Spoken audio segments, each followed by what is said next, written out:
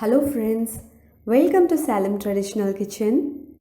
இன்னைக்கு நம்மளோட கிச்சன்ல டிராகன் ஃப்ரூட்ல ஜூஸ் எப்படி பண்றதுன்னு பார்க்கலாங்க. இந்த ஜூஸ் செய்யறதுக்காக நான் ஒரு டிராகன் ஃப்ரூட் எடுத்துர்க்கேங்க. அதை ஒரு முறை தண்ணியில் அலசிட்டேன். இப்போ இதை நான் கட் பண்ணி எடுத்துக்கிறேன். மேலே இருக்கிற தோல் எல்லாத்தையும் எடுத்துட்டு உள்ள இருக்கிற பழத்தை மட்டும் நம்ம எடுத்துக்கணும். இந்த பழத்தில் நிறைய சத்துக்கள் இருக்குது. குறிப்பாக விட்டமின் சி அதிக அளவில் இருக்குங்க. விட்டமின் சி அதிக அளவில் இருக்கிறதுனால நோய் எதிர்ப்பு சக்தி நமக்கு அதிகரிக்கும். அது மட்டும் இல்லை, அயன் அப்சார்ப் பண்ணுறதுக்கு இது ரொம்பவே முக்கியமானது. இந்த ஃப்ரூட்டில் அயன் கண்டென்ட்டும் அதிகமாக இருக்கிறதுனால இது நம்ம சாப்பிட்றதன் மூலமாக ஹீமோக்ளோபின் நமக்கு நல்லா இன்க்ரீஸ் ஆகும்.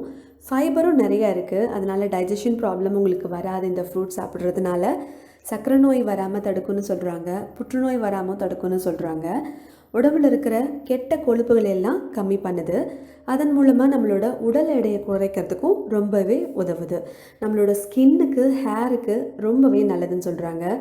கால்சியம் சத்து இதில் அதிக அளவில் இருக்கிறதுனால நம்மளோட எலும்பு, பல் இது எல்லாமே ஸ்ட்ராங் ஆகும்னு சொல்கிறாங்க. இந்த பழத்தில் பாருங்கள், சின்ன சின்னதாக கருப்பாக விதைகள் இருக்குது. அந்த விதைகளில் ஒமேகா 3 ஃபேட்டி ஆசிடும் ப்ரோட்டீன்ஸும் அதிக அளவுலேயே இருக்குது. இந்த மாதிரி நிறைய சத்துக்கள் இருக்குது, நம்ம சொல்லிகிட்டே போகலாம். இந்த பழத்தை நம்ம சாப்பிடும் பொழுது பார்த்திங்கன்னா லைட்டாக இனிப்பு புளிப்பு சுவையோடு இருக்கும். அப்படியே சாப்பிட பிடிக்காதவங்க இப்போ நம்ம பண்ணுற மாதிரி ஜூஸாக செஞ்சு சாப்பிட்டிங்கன்னா ரொம்பவே டேஸ்ட்டாக இருக்கும். பாருங்கள், எல்லாத்தையும் நான் சின்ன சின்னதாக கட் பண்ணி எடுத்துட்டேன். ஈஸியாக மேலே இருக்கிற தோல் நம்ம கையாலேயே எடுத்துடலாம். பாருங்கள், உள்ளே இருக்கிற பழம் மட்டும் அழகாக தனியாக வந்துடுது.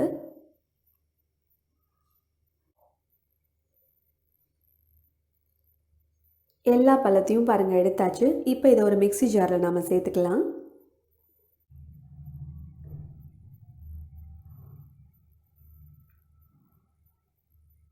அடுத்து இதோடவே தேவையான அளவு சர்க்கரையை சேர்த்துக்கிறேன். அவங்கவுங்க இனிப்புக்கு ஏற்ற மாதிரி நீங்கள் சேர்த்துக்கோங்க. சர்க்கரைக்கு பதிலாக நீங்கள் நாட்டு சர்க்கரை, வெல்லம் இல்லைனா தேன் இந்த மாதிரி எது வேணால் சேர்த்துக்கலாம். அதோட தேவையான அளவு பாலையும் நான் ஆட் பண்ணிக்கிறேன். காய்ச்சி ஆற வச்சுருக்கிற பால். இப்போ இதை நல்லா அரைச்சி எடுத்துக்கலாம். கொஞ்சம் இதோட நான் தேனையும் ஆட் பண்ணிக்கிறேன். நீங்கள் ஃபுல்லாகவே தேன் கூட ஆட் பண்ணிக்கலாங்க.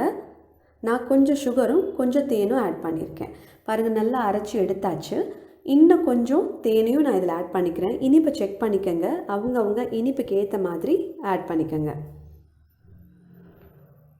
இதோட நீங்கள் கண்டென்ஸ்டு மில்க் கூட ஆட் பண்ணலாங்க. அப்படி கண்டென்ஸ்டு மில்க் ஆட் பண்ணும்பொழுது சுகர் சேர்க்க தேவை இருக்காது. தேவைப்பட்டால் நீங்கள் ஆட் பண்ணிக்கலாம்.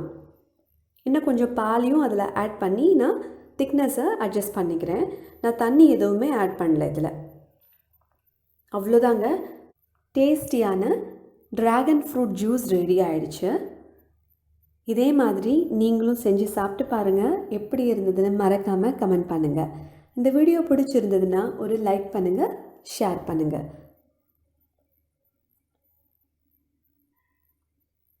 ஐஸ் க்யூப்ஸ் நாம் இப்போ ஆட் பண்ணிக்கலாம். மிக்ஸியில் நீங்கள் ஃப்ரூட்டை அரைக்கும் பொழுதே கூட ஐஸ் க்யூப்ஸை ஆட் பண்ணிக்கலாம். சூப்பரான dragon fruit juice ready. Thanks for வாட்சிங்.